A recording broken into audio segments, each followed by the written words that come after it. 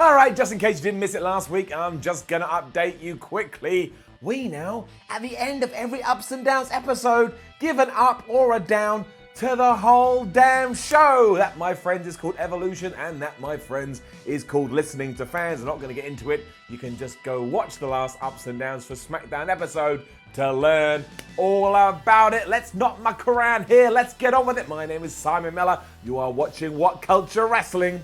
A new episode of Raw just happened right here in the UK. You know, Queen, King, castles, all that kind of nonsense. Let's up those downs.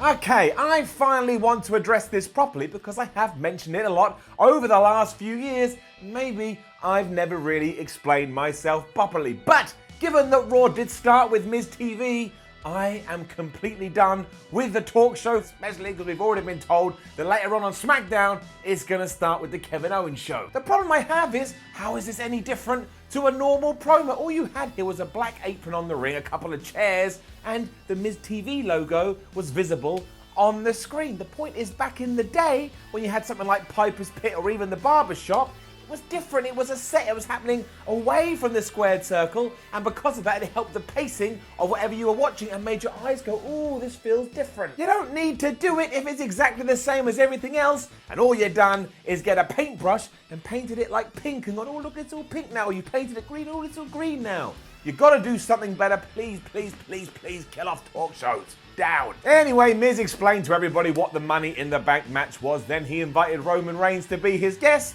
So let's put a 1 on the finger of power, because I feel like we should start counting wildcard entries. Otherwise, WWE's just going to lose track, and so will I. In fact, I probably did during this show. The Miz then said to Roman, hey Roman, you're going to be in that new Fast and Furious movie. Maybe you and I should do a buddy cop film. Roman was like, you're being the old Miz. Miz, how about you be the new Miz? So the Miz then became the new Miz because he didn't want to be the old Miz anymore, and he said he was going to give Shane McMahon a damn good rollicking at Money in the Bank. That's actually what happened too. I exaggerated with all the Miz's. That's what happened. Shane McMahon then arrived and he told Roman and Miz that he was their boss, but is he? I don't really understand that. I kind of get it with Roman over on SmackDown because at maximum, Shane McMahon is the commissioner of that, although I thought he gave that up last December when the McMahons did that big promo about, oh, you're the authority now. But what's he got to do with The Miz?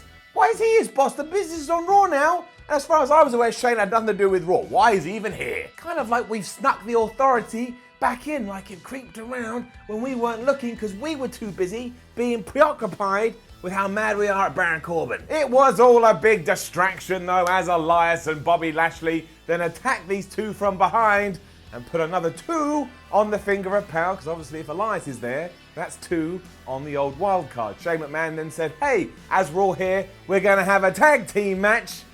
So that's what we had, player. And you know what? It was mostly fine. I'm not going to lie, I was just happy because it wasn't Baron Corbin and Bobby Lashley, and let's face it, they absolutely could have done that. But seeing a bunch of new guys have a tag team match that I'm not used to, it was fine by me. Although I do feel bad for Bobby Lashley, because Bobby Lashley feels completely lost in the shuffle at the moment, and I don't know why, even still. It ended a bit crap because Shane, who was still at ringside, just grabbed Roman Reigns at one point and chucked him into the steel stairs. And as I keep saying, I would much rather we just had winners and losers these days, because that caused the DQ. But what a silly, silly way to think. The 3 bad guys then beat up The Miz for a while, but Roman Reigns is a superhero. Eventually he got back to his feet, they gave some people a Superman punch, and that was the end of the segment. Like I say, it was okay. Also, I want to point out here, because I've already envisioned the comments, I don't think Shane McMahon counts as a wild card pick. Because to be fair to WWE, he was actually turning up on Raw before he introduced that, and also he's Shane McMahon, and he can just do whatever the flip he wants to do. Cool video for Styles versus Rollins aired next, and it was a little bit different from what WWE usually does, because not only did we have footage of Seth Rollins as a kid playing wrestler, but we were also using old video stuff of AJ Styles, and that straight away made me think, why don't we do that more? And WWE did it twice on this evening. I was a fan of it. Like, you own all these video libraries, you may as well try and use it as much as possible, away from just throwing it on the old WWE network. And the way this was done, they made it feel like a proper fight, And I've walked away thinking, I'm quite excited for AJ versus Seth at Money in the Bank. Give it an up. It was a backstage segment with Shane next, who now just has all the power in the world because he's making Raw matches. And as I said a few seconds ago, when did that happen? Why did we not bear witness to this? I don't like it, so straight away, that gets her down. And it also involved Braun Strowman. Braun Strowman was being interviewed beforehand, and he said he was well mad that he saw that Sami Zayn was still running around because he had hoped after what he'd done to him last week that Sami Zayn was just going to be a cube. So yes, Braun Strowman is sad that Sami Zayn isn't dead. Sami was upset by this, which obviously he should have been. I would be too if someone told me they were disappointed they weren't able to turn me into a garbage square. Before long, they were all in Shane McMahon's magical Raw office, and this is what happened. Braun Strowman Drew McIntyre that was going to go down is cancelled, and later on we're going to have Braun versus Sami Zayn in a Falls Count Anywhere match, and the winner goes into Money in the Bank. So that's right, if Braun loses, he wouldn't lose, would he? But if he does, Sami's in, Strowman's out. We'll get to it. Mojo Rawley then beat Apollo Crews after Apollo acted like he'd hurt his knee. Now I'm going to say this, it only went on for about 60 seconds and it was very lackluster, but we've been building Mojo Rawley for approximately 86,724 years, so at least he actually came out in front of a crowd, had a match, and won. I will take it up. Renee Young also did say that the blue goop that is now on Mojo's face is meant to represent a broken mirror. But how the hell does Renee Young know that? Because let's picture the scene. The only way I can fathom she got this information is that she bumped into Mojo Rawley backstage and she was like, "Oh Mojo, I see you walking around with blue goop on your face." And Mojo Rawley was like, "Yes, it represents a smashed mirror." Now, if you're Renee Young in that situation, here's what you should definitely do. One, you've got to be like, let's not talk to him again because he's a bona fide loon. But two, let's not talk about that on Raw on the live TV show because that is just encouraging this madman who thinks his face represents a broken mirror. Also, don't forget Apollo Crews is actually on SmackDown. Like, who knew? But that counts as 3 in the wildcard rule. Also, Apollo, what the hell are you doing? You came over to Raw to have a fight with Mirror Boy? All right. Alexa Bliss was moaning on the phone to an airline next because they had lost her luggage before Nikki Cross arrived, and Nikki Cross was acting all calm now, and she had a little chat with Alexa, which was awkward for a certain bit. But the bottom line was this: Alexa was meant to be in a 4-way match, but she's not feeling up to it. Plus, she doesn't have her gear because it's lost in the ether. She offered it to Nikki Cross, and Nikki Cross seemed really excited about that.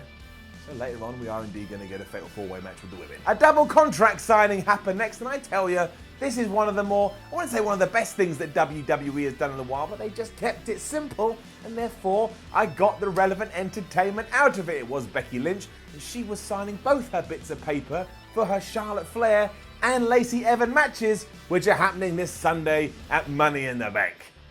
It was nothing too complex, but the three just kept taking shots at one another, including Lacey Evans, who said, "Well done, Charlotte, for dressing up for a formal occasion," unlike Becky, who looks like she's dressed up to have a fight in a barn. I like that line. It made me giggle. Ronda Rousey's name came up a few times, so do with that what you will. But Becky's point was nice and simple. She was like, "Look, dudes, Charlotte, this is your millionth title shot, and you still haven't got the job done. Whereas Lacey, this is your first, so you've got to impress." Evans didn't particularly take kind to that, so her and Becky had a little brawl. But obviously the numbers game was too much because Charlotte was watching this, and before long, Charlotte held up the belt she wants to win. Lacey Evans held up the belt that she wants to win. And that was the end of the segment. This worked fine, aside from my realization that, like WWE, you shouldn't leave contract signings 6 days before you've got an event, because what if one of them had just gone, "Nah, I don't want to sign it," then you wouldn't have had either of these bouts. Also, we said Charlotte Flair, she's a SmackDown superstar. That's 4. That's your wild card 4. We will see if any more turn up later. But also here, I realized that the commentators weren't referencing or really pushing that at all. So already it's a case of, superstars can turn up wherever the hell they want to turn up, as long as it is the Fantastic Four. Down. Right, I don't know what to do here because you can look at the logic in 2 different ways. If you look at it over there to the left, it's different than when you look to the right, and it kind of attacks both parts of your brain. Let's just give you the headlines first. Yes, Baron Corbin did beat Ricochet. Don't worry, it killed me inside too, and I already know that I've lost 10 years off my life because of it. However, in terms of what WWE has done recently, this did actually make sense, because 7 days ago, I saw Corbin get a visual pinfall over the Universal Champion Seth Rollins. And if we're not going to follow up on that in some point in the future, then what a waste of time that was. And those are the little things that we need to get away from. It also does negate 50-50 booking, which I moan about every week, but also it kind of made me think, oh, wait a second, maybe Ricochet is going to win Money in the Bank, because this is what the company does. When they've already decided he will have the briefcase, they start jobbing you out all the time, because they believe as soon as you win Money in the Bank, everything's going to be all right again. All of that is a lot of what ifs though, and we can't work on what ifs here. We may die tomorrow, and I'll never know, and for that very reason, it gets a down. I didn't want to see Baron Corbin lose to Ricochet. In fact, right now, Ricochet's still really new on the main roster. He shouldn't be losing to anybody. I do want to say it was good though. This was a far more entertaining match than I was expecting, and Ricochet did his thing, and he did it really well. Unfortunately, he got caught by the end of the days. 1, 2, 3. Yeah, I said it. I'll say it again. Corbin wins, and it's not his only appearance on the show. At least Rick did get the upper hand before all was said and done, because Baron, he climbed the ladder all like, yeah, I'm going to be Money in the Bank guy. I love it. I love it. Ricochet just pushed him off. You're a fool, Baron. Fool. Cesaro and Rey Mysterio then got into it backstage, and who doesn't want to see that? Cesaro took the mick out of the fact that Rey was traveling everywhere with Dominic, especially because he doesn't look anything like his son, and Rey didn't appreciate that. Because, you know, why would he? He's Dominic's dad. They got into a little scuffle, and at one point, Rey even threw a briefcase at Cesaro, and that made me laugh too.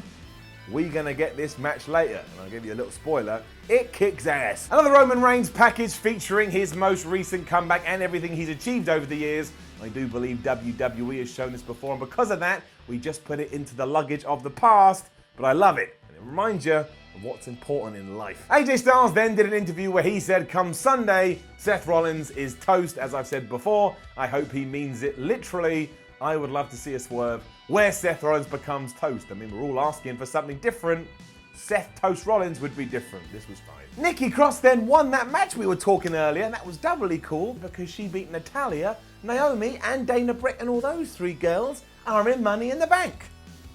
Got the victory by hitting a spinning net breaker off the middle rope on Natty, and there was some moments too, because at the end, Alexa and Nikki got a ladder, they put it in the ring, and although Cross was going to climb up it, Alexa went up instead and acted like the victory was hers. There's something here, it coloured me intrigued, and I like being coloured intrigued. Next week I can go, oh, even at the paper and go, oh, how's Nikki Cross going to get involved? And at least finally Nikki Cross was on Raw. Sami Zayn and Samoa Joe then cut respective down the lens promos, much like I'm doing now, and they were both great, especially Samoa Joe, who sounded like he'd actually decided to kill Dominic. Cesaro versus Rey Mysterio was up next, and just WWE, thank you. Give me more of this. Two great workers having a great match that I can now sell to you and just say, look, go and watch it by however means you've got to do it, and know that there is a succinct winner because Rey Mysterio hits the 619, he hits the frog splash 1, 2, 3, but Cesaro doesn't look bad because Cesaro had an amazing performance too. Again, just go and see it. It was this close to getting a golden up. We've already got a golden up this episode, which we're about to get to, but either way, up, a massive up, a huge up, a happy up. Revival cut a promo afterwards, and they've said while they've been embarrassed recently, they're going to change that by putting the challenge out to the Usos now, and if they do accept, they will climb their way back to the top and get over all this hoo-ha that's been happening recently. Yeah, right, down. We then got the payoff for all this Bray Wyatt stuff, and not only was it suitably creepy, but it was absolutely incredible. In fact, it's the first Raw segment I've seen in a long damn time that actually gave me chills, and I'm getting chills right now. Just think about it. And that's why it's not just an up. I'm bending over like a penguin. It's a damn golden up. After telling us that he had a secret and he couldn't hold it anymore, and he had to reveal it, and also showing Rambling Rabbit, who's now had his head like sewed back on, and that was weird enough, Bray Wyatt went into this like creepy, surreal parallel world, and there was lines over the screen and flashes to dolls, and when he turned around, clearly inspired by Beetlejuice by the way, and that is a massive plus, I'm not got anything against that, he had this terrifying mask on, and he even managed to deliver his catchphrase of like Bowie Howie or whatever the hell it is, as if he was going to come through the screen and rip out my eyes. I will tell you this, much like Cesaro versus Rey Mysterio, if you don't watch clips, make sure you go and watch this clip. I am so excited, about what Bray Wyatt could become. It's unreal. Even more so because about a year ago we were all like, well, that's it. Well done, WWE. You've shot Bray in his face and there ain't no coming back. And on top of that, let's point this out. It doesn't matter how dead and buried you think somebody is. If you give them the attention, if you give them just a little bit of long-term storytelling, this is what you can do. If you start bringing Bray Wyatt out in this mask, which again is just horrible, and he actually wins, we've got something here, people. A big salute to my man, terrified Bray Wyatt. Seth Rollins then responded to what AJ Styles had said earlier, and while he went through all the usual tick boxes that wrestlers do in these scenarios, WWE also let them use footage for the NWA match they had around about 15 years ago. That is how you make things feel like a fight. You tie it into the past. And I was like, well, now I'm doubly invested because look at this old cool video we're using where Seth Rollins looks about 4 years old and AJ Styles looks about 15. Just because AJ Styles is a little bit older than Seth Rollins. Retro footage though makes things feel like an important journey. This really got me excited, as you can probably tell. Again, WWE, do more of this. There's something here, give it up. Which brings us to our main event, and man, once again, I don't just know, but I will say this. Sami Zayn actually beat Braun Strowman in a Falls Count Anywhere match, which also means Sami Zayn is now in the Money in the Bank bout, and Braun Strowman isn't. And none of that was a mistake. All of that really happened on Raw. So just taking what I did see, Sami Zayn being put into that, well, it made me happy. Put a smile on my face. It's getting up. However, do you know how it happened? Braun just absolutely murdered Sami for the entirety of this match until, that's right, you've guessed it, Baron Corbin and Drew McIntyre got involved. Now, once more, from a sensical point of view, at least I can understand this. If I was Drew or Baron, I wouldn't want Braun Strowman in the Money in the Bank match. He already won it last year, and he's absolutely massive. They beat the absolute crap out of Braun until he wasn't able to get up anymore. But just in case you even had a fleeting hope that maybe this meant something for Sami Zayn, Baron pushed him towards Braun as those two were legging it, and Strowman gave him a chokeslam through the announce table to send Raw off the air. At that moment, it felt more like a punishment for Strowman, and there are some backstage rumors that apparently he's pissed the wrong people off, as opposed to a victory for Zayn, which means as some nerd fan that knows all about that stuff, it got me a little bit upset, and when I get upset, we end with a down. However, I want to say this to wrap up. The Rey Mysterio Cesaro match was so good, and again, please do go watch it, as you should with the Bray Wyatt skit, because it makes me feel all tingly wingly every time I think about it. And some other decent stuff here, like using the old footage, meant I actually thought this was a decent episode of Raw. Not a brilliant one.